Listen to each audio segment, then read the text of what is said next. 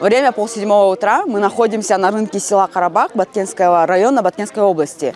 Базар работает каждый четверг. Основной пик работы приходится на время с 6 до 8 утра. Здесь торгуют сухофруктами, а чуть дальше есть скотный рынок.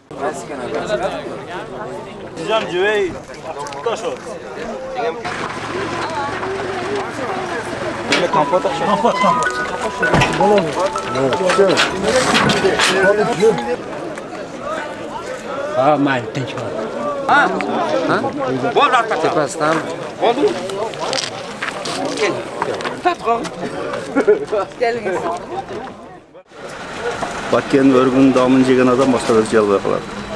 Шын келгенде Баткенден өзі негізі 70-80% өрікмен жашаймыз.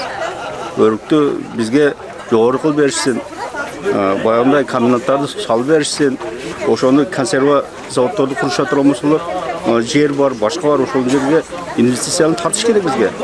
Тынчылық болса инвестиция келеді, ал тұрған сөз қой, бірақ тынчылық болуш үшін шекараны шешіш керек та. Болма. 112-700.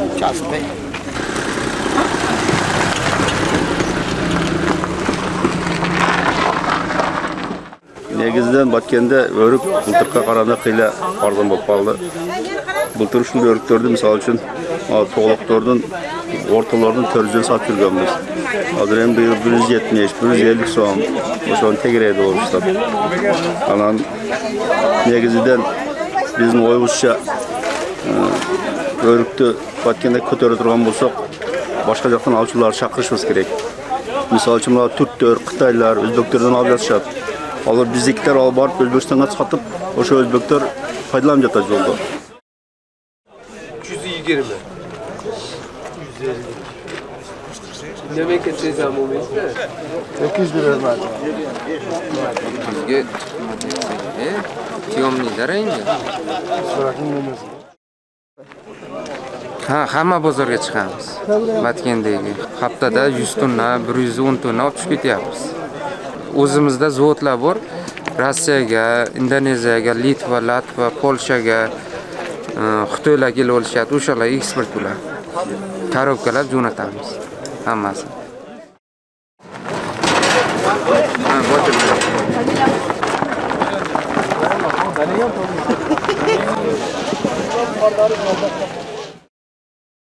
Бұл жағынан да біз чекарада тұрабыз. Основной турасын айтыш керек эми, өрүктөрдү ошолорго сатат элек. Алар кыйла өздөштүргөн. Өрүк сатууну дүйнө жүзүгө жакшы өздөштүргөн да. Биздин өрүктөр барып туруп, Тажикстандын өрүгү болуп кетет да. Россия, Украина, Казакстан, Америкага чейин. Азыр эми алар жабылды. Анан эми Өзбекстан менен кичине мамиле болуп атат, аларчалык эмес.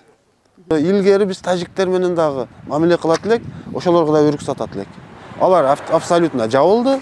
Анан бизде анчалык Россияга, Украинага, Америкага чейин тарткан фирмалар аз да, кайра иштетүү боюнча сухофруктуну тарткан фирмалар аз. Бизде мамлекетте анчалык шарт түзүү деген жок да. Бул эми жамандагандай болбойун. Айыл чарба министрлиги ошого окшогон менен иштеш керек да. Канча өрүк өндүрдүң, канча каяка сатасың, шартын түзүп берип, бир адам бир мамлекет менен сүйлөшө албайт экен да. Ошол жагынан аксап, кыскасы кыйын эле болуп атат.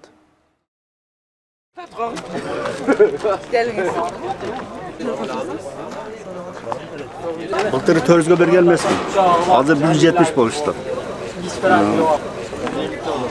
канча кылып атасыз экен? 120. Кенче таксыр, ким келе бул? Санбай.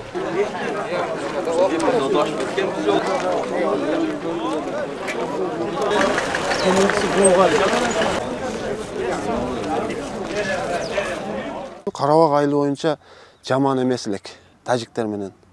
Алар менен достошот элек, тойлорго барат элек. Даже ушундай убак болгон биздин айылдан Тажикстандын маршруту өтөт эле.